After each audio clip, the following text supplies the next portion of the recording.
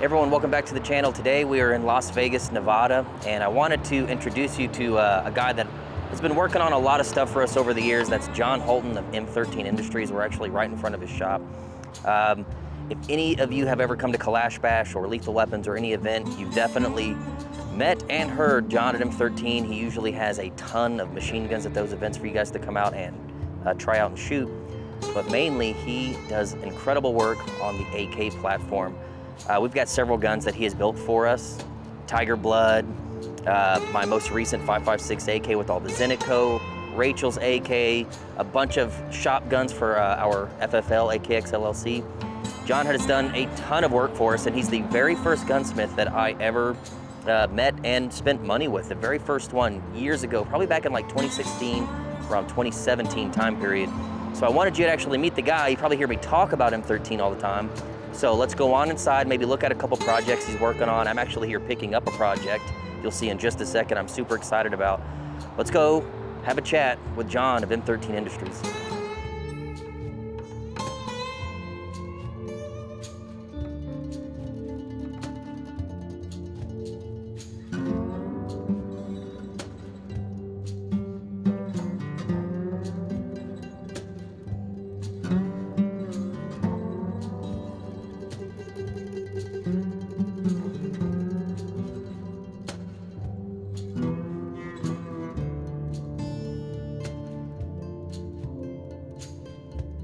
So John, how are you, my friend? I'll start laughing too much. Okay. John, how are you, my friend? That's bad. How you doing today? Doing all right. So here we are in Vegas, and man, I've always wanted to do this. I haven't been to your shop. It's probably been 3 or 4 years. Back then, when I first came by, you had two businesses. Yep. It was part-time M13, part-time dune RC buggy, Trans. Yep. tranny, and you raced dune buggies. That you were a man of many talents. Yep. So now, 2023, you're full-time M13. Yep. Full time in 13. Last year, back in the beginning of 22, we decided it was enough with the transmission world. So we stopped doing it and went full time M13. It's been very good. I mean, well, we were able to keep some of the same guys on staff doing other things, so it helped out. We're quite busy, so it was a worthwhile changeover. It's a little different. The Vegas world is different than most people are probably used to, where unique. It'd be super hot in the summertime and cooler in the winter, so it makes it nice for going out and shooting. Just if you shoot in the summertime, you go out very early in the morning. But it's a good town to do this in because you get a wide variety of things brought in. There is a lot of specialty gun shops here in Vegas because of the amount of people that come in to visit Las Vegas and want to go shoot a machine gun at some of these ranges. So we do repair work for those places. So you get a wide variety of guns brought in from these shops. They're like, hey, this thing is broken or not working right. Can you take a look at it? So we get a fair number of our hands on some pretty cool, unique things. Yeah, and I bet you meet some cool and unique people as well. Yes, this is Vegas. Like I said, a lot of people come visit it. You get some very interesting people that come to Vegas. Some stay, some go, but there are some very unique people that come in, and everyone wants to know how much to build a machine gun. That's a good one we always hear all the time. I got I bought my arsenal. I wanted how much to make it a machine gun. We get that question a fair amount. You got to tell them, sorry, man, transferables only. Something we were talking about earlier off camera, we talked about in the current time frame, October of 2023, ratio talented gunsmiths versus the amount of demand people have to send work in. What's that like right now? So if you're a younger guy, girl, I don't care which sex you are, if you are looking for a job that will be a career, you might want to look into becoming a real gunsmith. There is a ton of work without a lot of people to do it. The demand is very high for people that could do, simple things like, changing out a muzzle brake to a full gun build. There is a ton of work for it, but no one to fill those slots. We are still looking for another gunsmith. We have been looking for somebody for over a year. That kind of tells you how limited it is. The people aren't being told to become a blue-collar job anymore. They're all being told, hey, go to college and you can become a doctor or a computer designer or something like that. That's cool. We need those people too, but we also need people who can do things with their hands. Gunsmiths, mechanics, electricians, plumbers, all those jobs are still very well needed. If you wanted to become a gunsmith, I guarantee you, if you're even decent and want to put a life challenge into it, you could have a career for the rest of your life, never have to worry about having food on your table, having a career that's fun. You're going to get very unique things coming to the door. You're going to keep yourself occupied. You're going to employ other people. It's definitely something you might want to look into because there is a demand like no tomorrow for it right now.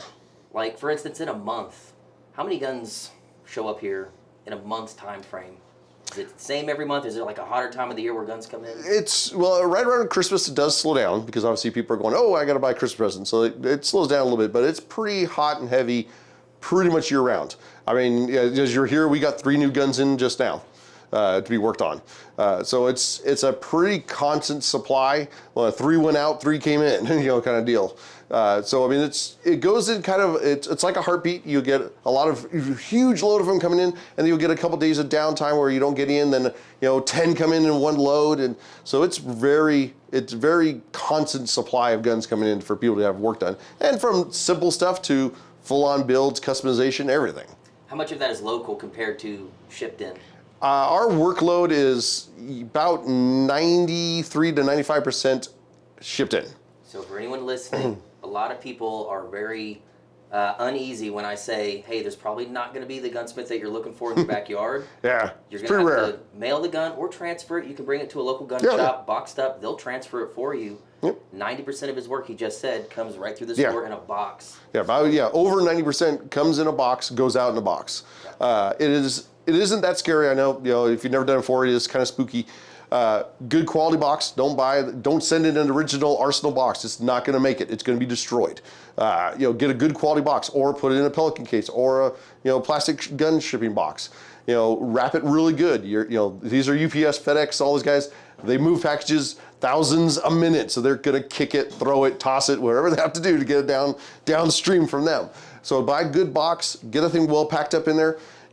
Come down here, we'll fix it, make it, build it, whatever, and send it back out the same way. We do suggest you do insure things for the off chance something happens. You are covered. We insure everything going out unless you absolutely say you do not want it. At what point I'll tell you you're nuts, but if you don't want insurance, I won't put insurance on it. So I'm brand new to the AK game. I have, let's say, either a kit, maybe it's a side conversion, or I buy an off-the-shelf gun, I want the barrel chopped down, whatever. Mm-hmm. Let's say I have just heard about you. How do I reach out to you to get a quote and to start the whole process? What's that like? The easiest way so we can get pictures and everything is an email. You can just do info@m13industries.com. Send us a couple pictures of what the gun looks like so we kind of get an idea, because descriptions vary a little bit on what people call things. Send us a picture. Hey, this is what I got. This is what I want. Give us a little itemized things of what you want to have done or do to it. And then we can, especially if you got a parts kit. Hey, these are the parts I've got. Here's a picture of everything I got. What else do I need to send you? Or can I just send this kit and you supply everything else? We'll do it either way. And then, when we do it, we'll send you a work order form that you could fill out and include with your rifle or parts kit. And that way, communication is easy between us. We have all your information so we know who it belongs to, because we have gotten a fair number of guns in boxes, which we're like, cool, there's a name for a UPS shipping center on the outside and a gun in a box. What are we doing with it? Is it Christmas early? So, do take the care of putting your information on them, because we have about 4 in here right now that have no name on them, and they just sit in the vault until somebody eventually calls asking where the hell their gun is, and we finally put 2 and 2 together. Maybe those people are watching this video and they go, I should probably call. Yeah. And, I don't know what your memory's like, or, how busy you are throughout the day. How often should I call you to bug you about a status update? Daily, weekly? Yeah. Okay, if it's been excessively a lot of time, do call. Or if you're like, hey, you said you were supposed to call me back, call me, call it. As soon as you see the UPS notification that your package has arrived, don't call us right away, because like I said, we just got 3 guns in today, which we got to separate all the parts out, make sure what it is, log it in, and it takes us about the rest of the day to get those guns logged in and find out, take the pictures of the parts, make sure everything's right. I said, so that way we can send out an email afterwards saying, hey, your rifle's arrived, your parts kit's arrived. We happen to notice this was wrong, or hey, by the way, you sent a muzzle device in that's 3/4 and we can't thread your barrel that size or whatever. So give us a little bit of time to log it in that we got it, and then, like every gunsmith says, hey man, it's gonna be a little bit. Don't start bugging us 1 week after it got here. Hey, how's my project coming? It's still in a box. It's sitting in a bin. It's on the shelf. It'll take us a little bit to get to it. So if it's an excessive amount of time, yeah, definitely call. But 2 weeks into the progress, maybe wait a little bit. Yeah, and then there's always the nightmare thing that happens. So you get in, okay, a Sega conversion from Sporter to a regular AK. Oh, that should take a day. And then you find out, oh, wait a minute, the barrel's out of spec. Oh, wait a minute, the receiver, somebody else got in there and started JB welding parts in. Oh, wait a minute, somebody got themselves a welder for Christmas and started welding on it. And then that project that was supposed to take a day, you're a week into it. And that just pushes everyone back.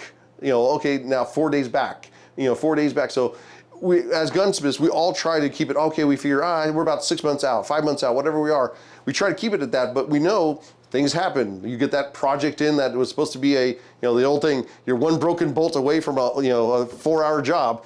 You get a project in that should have taken you a day to do, and you're 4 days into it and it's not done yet because everything's wrong, or pieces are misspec'd, or there's something bad with it or something like that. So the gunsmiths aren't trying to screw you. We run into problems too. Things happen. Or just simply, oh, the air compressor breaks. Cool, now you can't do anything because you don't have any air pressure. The lathe spits out a gear. Okay, well now you gotta wait to get parts, which could take a month or two. Simple things like that can really set somebody back and kind of surprise you. Interesting. Well, we're here at your shop now. Maybe we can get a brief tour. I know you probably don't want to show everything back there, and I think it would be cool to show someone, hey, this is what a project looks like when it gets here. Here's how we log it. Here's one that's in the process. Here's one that's done, or ready to go home. Absolutely. All right, cool, let's get to it. So what we do is we will take your parts kit out of your box. Got these little red bins, which means incoming project. So this box is one of your things in. We will go through all your parts, log your receiver in. We have to actually log it into our log books because this is a gun in the eyes of the ATF. I know it's a bent piece of sheet metal, but in the ATF eyes, this is a gun. We have to track every one of these the whole time it's here. So we'll log this in. It'll get a code which will indicate us to where it belongs to. And then we'll go through your parts. Hey, you got a pistol grip. Is the muzzle brake correct? Oh, you got a gas block, trigger. Okay, we got those parts. Your hand guard, barrel, trunnion, bolt carrier. Got your dust cover, folding stock, recoil assembly. So we'll go through all these parts to make sure, okay, everything's compatible. You sent parts that were for a 7.62, you've got a 7.62 gun. So we'll log that all in, make sure we do it. We'll take pictures of everything, we'll lay it all out, take detailed pictures so we know what we have, what was sent, so if there are any questions later, we know what you had. And then it gets put into the rack. And the racking system basically indicates us to where it is in production. When it gets to its point, we will call you up, just make sure there's no changes to the order. Then it gets into one of these little guys. And this is actually, particularly is a Sega that we're working on. This is a Sporter to AK, basically 103 conversion. So it'll be torn down and put into one of these bins, which allows us to know that we're actually in production. So this one has actually already had its holes welded up in the back. It's gonna have the trigger guard replaced, front end components replaced, triangle folder put in, bullet guide, all that jazz. So this one's in middle of production. So it'll be like that till it gets all done, and then when it gets done, we will call you up, send you over an invoice with your tracking and invoice so we know where it's at, and you will get sent back something like this. This is a Romanian kit after it's been finished up. It's already been coated and everything, be ready to go back to its owner. And they sent us a parts kit like that, and now they've got something like this. So. The guy spec'd all his parts out, bought a parts kit, receiver, barrel, sent it to us, and we put it all together for him. So he'll open a box, and this is what he'll be getting out of it. Seem very organized. Yeah, well, we try. We try to be as organized as possible because there is a lot of guns in here. They're coming and going all the time. So we try to keep as organized as possible. There is several of us in here, so it makes it a little easier for communication. If we have a couple different apps on our phones so we can control things. We got a laptop now for a different program we can do things. All of the guns actually have their own serial number for the gun, plus we have our own internal numbering system so we can track where it's at, what is being done to it, who's it from, where it's going, all that stuff. We also have work orders and all of them like this, which will be this particular guns we're working on. That's their work order, serial number, name, what we're doing, everything else, so we can find out, if somebody's got a question, if I'm not standing here when the guys can walk over to my bench, oh, hey, look, it's this guy's thing, hey, look, it matches the serial number, okay, we know what's going on with this one. Each one of the benches has one above it so that the guy can know what's going on each bench. So if I happen to, one of the guys leaves for lunch, I can walk over to his bench, oh yeah, your gun is being worked on, and I can see what's been done, yeah, you're gonna be done this week kind of deal. Excellent. So. What, man, you've been in this specific building, you said, for over 20 years. Yes, I've been in this building for over 26 years. And how long has M13? M13 is going on its 12th year. Wow, 12 years. Yep. We met Red October 2016. Yeah, first one. First one ever. Yep. You had an M92 out there that was a full auto. I think it was the second full auto machine gun of any kind I ever shot. And I'd never heard of you. I was new to AKs even then. I might have had an SLR 107, maybe a Wasser, and I had learned about JMAC products that year because I think you had some stuff on some guns. And then a year later, I go to Red October. I become absolutely obsessed with competitive shooting. The gun that you built won 2016. I remember that specifically. So I remember M13 always stuck in my head. So a year later, me and Chris become obsessed with competing with AKs. We become obsessed with JMAC products. And through, I want to say, Justin really gave us like a proper introduction in 2017. And then Chris and I were really looking to become like sponsored AK competitive shooters, which didn't exist at the time. It was pretty far in between. And you were one of the first companies that I know of, like you and JMAC, to take a chance on dudes actually trying to perform at a high level with AKs that just need some help with gunsmiths, because I can't cut my barrel down. I can't put a combo block on. I can't crown it and thread it. I can't do any of that. But it makes the gun faster. You helped us out with that before anyone did. I think the very first thing I sent to you was an SLR 106 years ago. I was nervous to talk to you back then. I'd never dealt with a gunsmith before. I didn't know the process. I never mailed a gun before. Didn't know anything. And after a while, you kind of gave us the tap on the shoulder and said, listen, if you guys really want to take competitive shooting seriously and you need gunsmithing, I want to be that guy. And you have done absolutely beautiful work for us. We have won championships. We've won so many matches with guns that you've built. And the craftsmanship shows. The guns are awesome. I still have them to this day, and they're still running, man. Good. That's what we like. I mean, there's no reason an AK can't be as competitive as an AR. They're just, you have to, the mindset of an AR out of your mind and think how an AK works. And you could be just as fast. I mean, you're fast as hell on one. So, I mean, they could be fully fast. And it's unique. It blows people's mind when you walk out there with an AK. They know that shape is known forever by everyone. So it blows people's mind when they see one and they see somebody operate it fast. They're like, whoa, it really pops their mind. They don't know what to take of it. But then the other side of that, now you have this world of aftermarket and talented gunsmiths spending time customizing these things that didn't exist 12 years ago. No. There was nothing. There was Tapco and what else? Like there was a G2 trigger and maybe some Bubba muzzle device. Maybe very little into stuff. 14x1. Yeah. Now we're in this AK renaissance where we have some highly talented AK gunsmiths that are even willing to sponsor dudes to shoot AKs in competitions. Never thought I'd live in that world, but that's where we're at right now. So many more companies now building parts. That is, I mean, you want an adjustable gas block, there's not just one choice now. There's five choices of good gas blocks that you can use. I mean, before you only had one choice. You wanted a combo block, you put an original AK combo block on. That's all you had. Now there's a million choices to go through. You could do original, you could do aftermarket. I mean, there's a bunch of companies US companies that make these things that are quality, they're good, the fitment works. It's great. I mean, I'm glad more companies are starting to push out AK parts. We need them.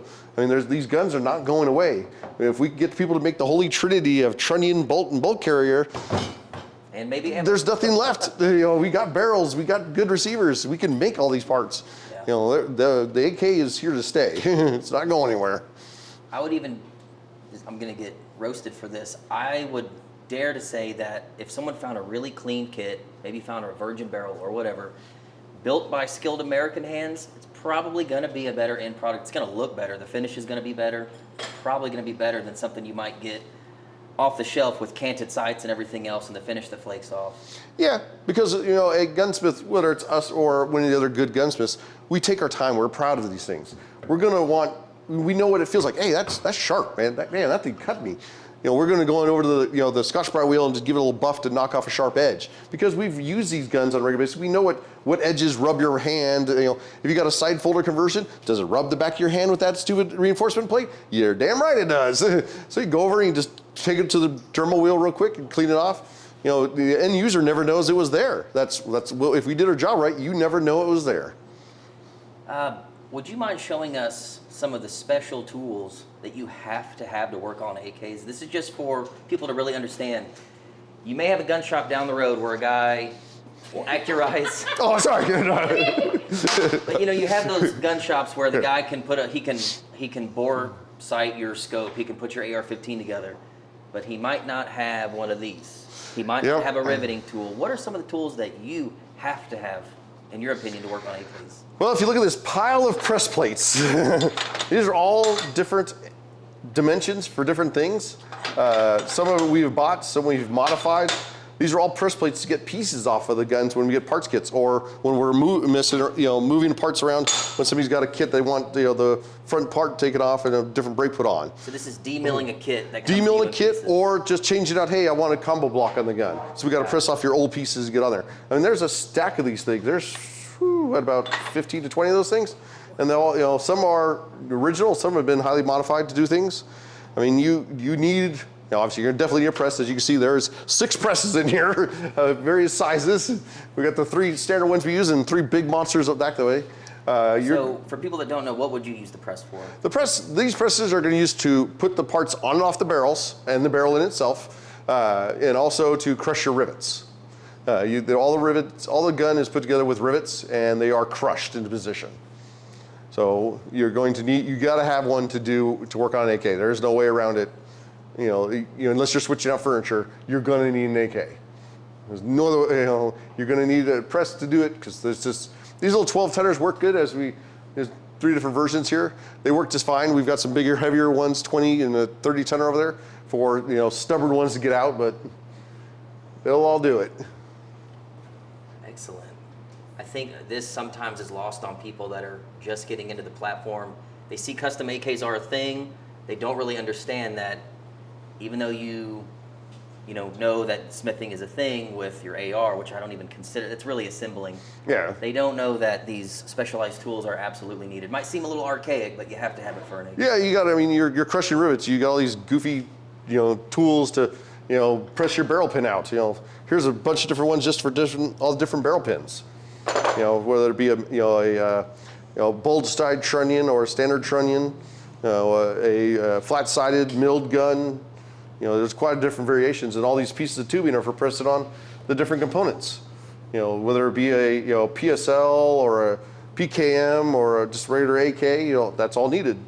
You need all these specialty tools to press these little pieces on off. Most of these, as you can tell, they're just tubing, but we've cut them to the right dimension and makes life a lot easier to get on and off.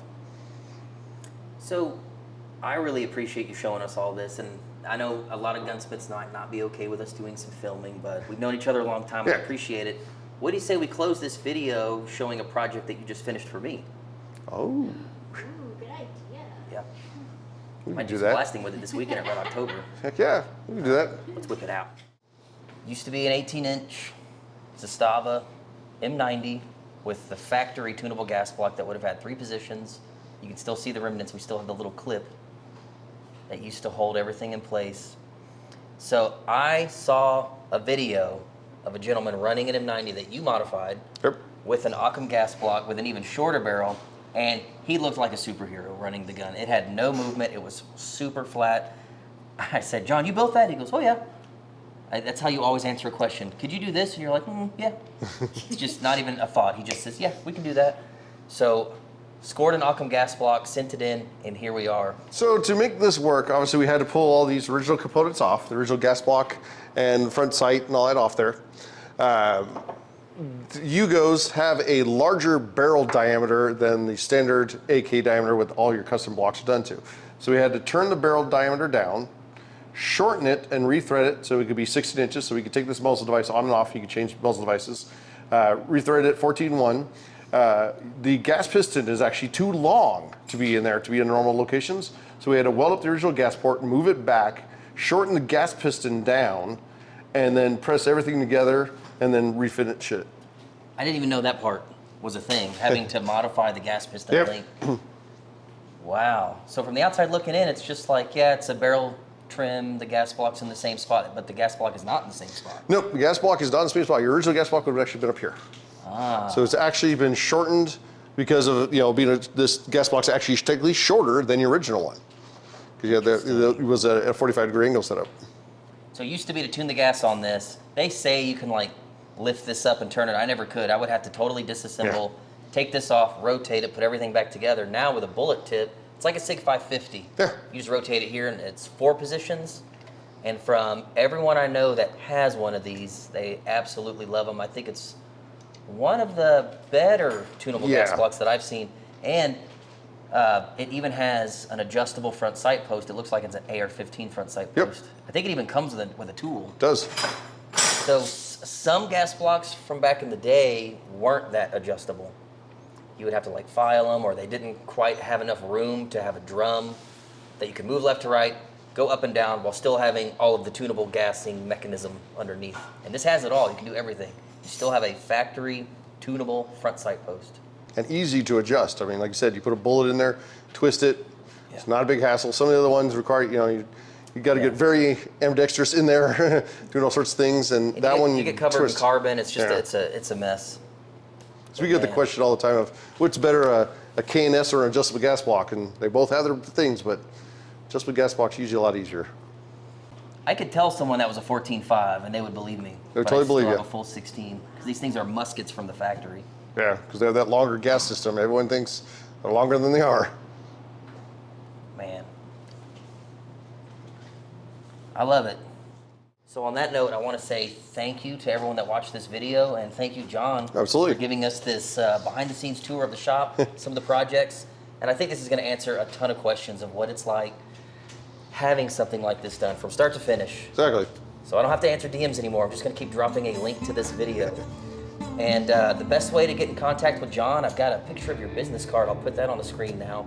And you said email is probably the best way, maybe a phone call at first? Yeah, an email or a phone call. Emails is info@m13industries.com, or our phone number, which is 702-420-8708.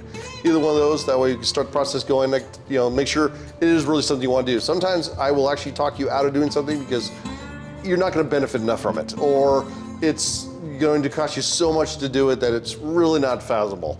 But I mean, if not, we'll try to do anything you want. I mean, from mild to wild. And make sure you follow him on Instagram. Typically, when your gun's done, you'll get a picture of it on his page before you ever get it back, and it's cool. Everyone gets to use he flexes your gun for you before you ever get it back, so that's super cool. And we'll see you at Kalash Bash. Oh, yes.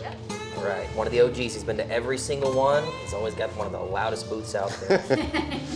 All right, well, thanks for watching, everyone. If you're seeing this video, Kalash Bash tickets probably by now are for sale. If not, the link is in the description below to go pre-reg. If they are for sale, it's the same link. So we'll see you there, and you can come out in person and actually meet John, which is what I did before I started doing business with him, and that's a huge benefit. Oh, yes. So thank you. All right, see y'all next time. Pretty cool.